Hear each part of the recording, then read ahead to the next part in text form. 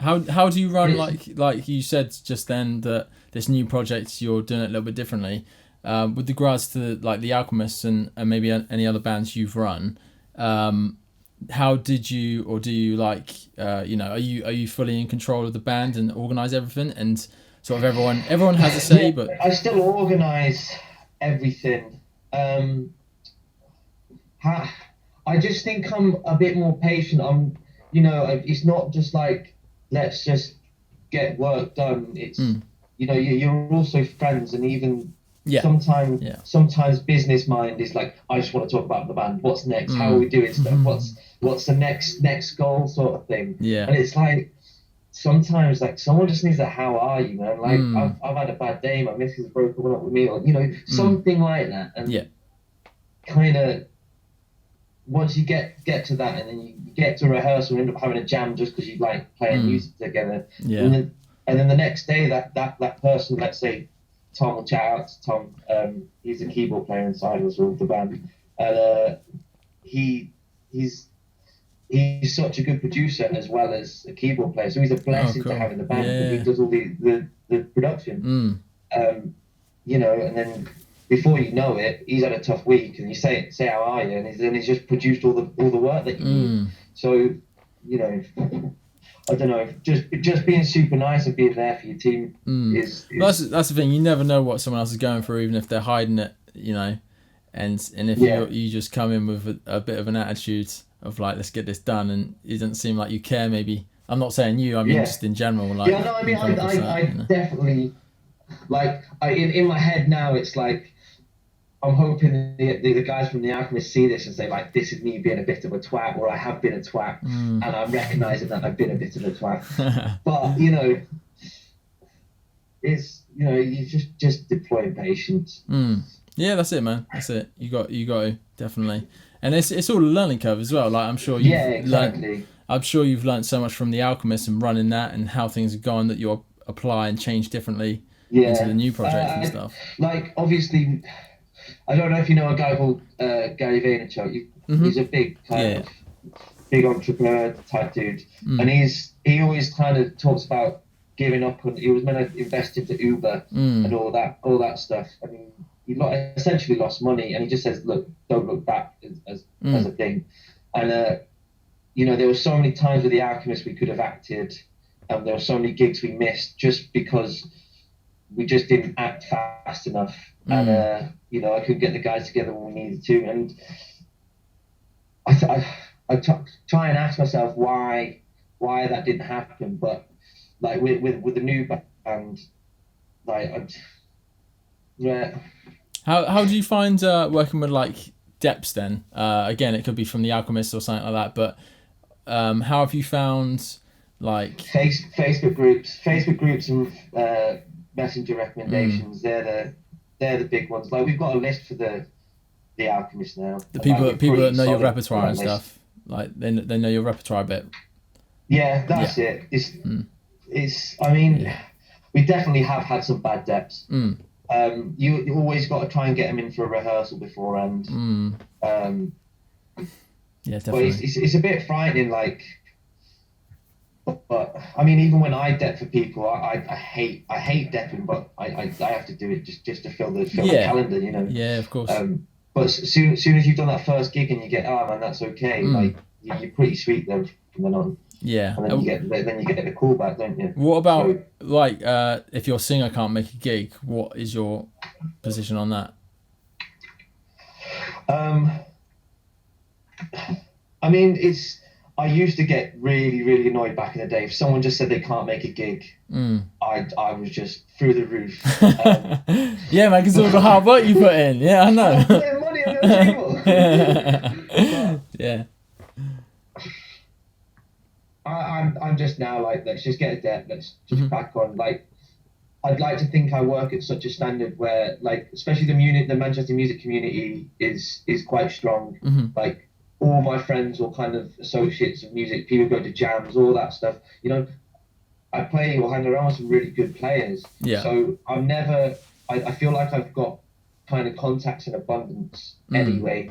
so I'm not so frightened nowadays. I mean, some of the guys in the band are quite opinionated about some of the other people on the scene, which I disagree with. But you know, you just got to crack on. And it's a jigsaw puzzle. You're just trying to fit in the pieces and putting out fires. Yeah, definitely. Yeah, that's the thing. Do you dep a lot for Penthouse? So like, we have now a position where, like you just kind of said, I have like at least 2 drummers outside of my main drummer that deps, that know our repertoire. And again, like you were saying earlier, like we try to record as much as possible. So on a live gig, I always record through like laptop, you know, just the mix might be all right one night, it might not be, so I just always record. And then any tracks we like record from a live promo, obviously I've got those individual tracks, so I can send a keys player or a drummer those tracks or whatever as much as possible. That's always what we've tried to do and continue to. But yeah, so I have 2 drummers outside of my original drummer who deps and knows our repertoire, and then we have 2 male singers now, and I have a list of deps, none of them I've used yet, and then we have 2 female singers, and female singers seems to be the sort of like most common singer, like easier to find than male vocalist, I should say. So I've got a question actually. Yeah. So how are you finding having multiple singers as an option? Has your inquiries increased? It hasn't changed inquiry wise. It's more for the effect that, like, when we first started, we were a 5-piece with male singer, and that was so we're all male band. And like I said a minute ago, like we were struggling when he couldn't make a gig, everyone couldn't work. But then if my drummer couldn't work, I could find someone, you know, because we were playing mostly weddings, so you're selling your band or your product with that male singer as the face of it. And brides and grooms are always picking on the vocal. You could really replace anyone else in the band, and they're picking on other things as well. But I found it's really mostly the singer, and so we're, you know, it was just like, what else can you do? And it's not fair on him because, like, you can't stop him from doing stuff and that whole like empathy thing. So we just decided to get another male singer and make it, you know, just a group of musicians who all knew this repertoire, and then we could go out as that 5-piece male. Doesn't matter who the singer is, it's just the same quality. And we could go out as a 5-piece with a female singer and have multiple options on that, people that we work with regularly and stuff like that. So now we've got to that point where we have a large group of people, musicians who all know our repertoire, and that's kind of like in and out, you know. So no one's held back or anything. If they can't do the gig, I'm not going to hold any grudges. It's like, cool, okay, just let me know in plenty of time. And my guitarist is really good, actually. He'll if he can't make a gig, he'll let me know in plenty of time, and then he'll also find that depth for me, and then he'll teach him the repertoire as well. And I'm just like, it's fucking sweet, man. Like, you know, don't know how much that helps. It's good. I'm a bit iffy in terms of being the band leader. I think where I can be a bit tough is like, I'll just go and find a depth, but then I'm always been unsure. Like, if someone gives me a good depth first time, like, right, well, fine, I'll trust you. But I don't, you know, I think one of my biggest worries with depths. I'm going over my footsteps here. So like we had a dep who came in on like a Thursday night, and we had a gig on the Saturday, and then the dep dropped out last minute, and I think she was just really scared. And then they're like, well, what do we do? Like, someone cancelled for us. We've got that gig sorted, but like, what do you do when a dep drops out in the last minute? You know? Yeah. Well, if especially if it's a singer, like, it's really fucks things up. You know? But if it's it's difficult either way. But yeah, the singer especially. But it is difficult. What else was I gonna say? Is there anything you wanted to talk about? Like, any questions you had or anything before I crack on? So it's like 90s R&B, isn't it? Yeah, our band was mainly started with 90s R&B, dance music, and a bit of garage music. And like you said earlier, like there has been like an influx of garage music, so we just started adding more of that stuff. And then so if like the band's going to change sound, where are you looking to go? Would you be changing sound, or are you going to stick with? No, I think like that's the difficult thing as well. This is a question back at you as well. We joined a load of agencies, and you know you still do now and then like other ones that pop up.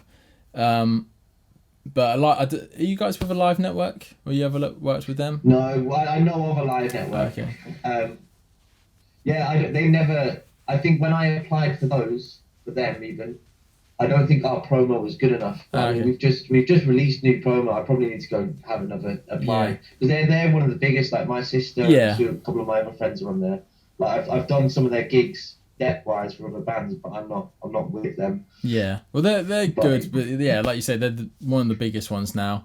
And when we first got with them, like we had our own sound and style and stuff that we wanted to focus on, because it's like they run so many bands, like literally hundreds of bands on their website, and that's cool. But a lot of bands are the same thing. They're not in like a niche. There are a few, but like most. And when you speak to them, they're like, the most popular thing that sells is a 4-piece all-male band that plays a lot of indie rock. I was like, okay, cool. Well, we're a 5-piece and we're playing 90s R&B and like throwbacks to like shit that, we like my age group, late 20s, early 30s, grew up on. Like it was on the radio and that kind of stuff. With those and maybe some other agencies, they don't really like you being a niche. It's really strange. And that's what I was saying. I don't know what you found. Obviously, the Alchemists so niched. You're that particular style. Do you know what? Saying that, like, this is what I said before. Like the Alchemists, when we first started, like we joined an agency called Freak. The first agency that we joined, we got inquiries every day. Like we didn't convert. I think we only converted like 10%. Right. Still, nonetheless, being the only vintage band was such a massive. But this is why I'm kind of like, because Scary Pockets said like becoming a thing. Now I'm saying this on your podcast as like a Gary Vee someone else starts a Scary Pockets band and it goes off. I'm calling it now. But like you've just got to keep an eye on trends, because I remember that day, like, or them like a few months of getting all them inquiries. I don't know if our content was good. It was the first set of videos we did.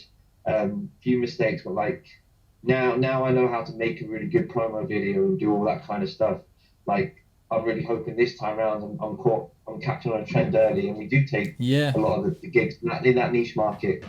Like people still look for it. Like I want to really get to Facebook adverts soon. Like it's so cheap to like. You pay a couple of quid just for someone who's, let's say, if I'm targeting the Alchemist, like someone who's kind of middle-aged, wants a bit of a swing or a quirky party, and then you just throw in all the stuff that they're used to hearing. Bit of Gloria Gaynor, I Will Survive in a swing. Yeah, man, quality. Yeah, I saw that just before we came on. I was like looking at your videos and stuff. It's quality, man. But but there's so many jazz swing bands now. We just don't get as much work as we used to. But I think niche is more important. I think if that's what I think as well. I do agree. I need to I will talk to the bands, the new band at some point. Like having maybe 2 or 3 different bands with 2 or 3 different niches is probably a way to go in the future. Yeah, that's a good shout. Because so go on. But no, that's kind of where my check shot ended. But I think like as well, if you want to market a band in terms of ad spend and stuff like that, like I find it a lot easier to spend on Google AdWords a lot less money if you try and buy words or terms such as like just function band, you're paying a good few pound a click. However, vintage band or vintage swing, very niche search terms, you pay a lot less money. Cool. Which, if you are having niche bands, and if you have 3-4 niche bands in certain areas, I think you'd limit ad spend massively. But that's my thought there. Like, it's now putting that into practice. Yeah. Take my own advice. That's it, man. If you guys found this video helpful, I really appreciate you subscribing. I'm trying to put out a video every single day on topics like this that can help you guys either build a function band, improve your function band, or just teach you some things about the music industry in general as a working professional musician. I'll leave it at that, guys. Take care. Penthouse 5. Go check us out and take it easy. See you on the next one.